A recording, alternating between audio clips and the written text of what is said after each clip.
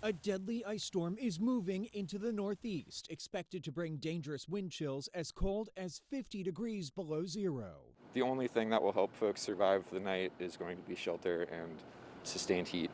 More than 15 million people are under wind chill warnings or advisories. According to the Weather Prediction Center, those bone-chilling wind blasts starting Friday could be the coldest felt in decades.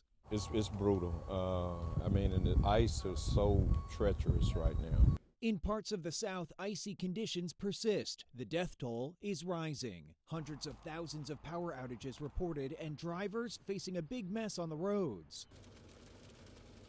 The icy weather also disrupting air travel. More than 6,000 flights have been canceled so far this week, with more than 750 cancellations issued on Thursday alone, according to flight tracking site FlightAware, as the dropping temperatures also threaten to make things worse for stranded passengers. It's frustrating, obviously, especially when you have things to do and you're trying to stay on a schedule. I'm Mike Valerio reporting.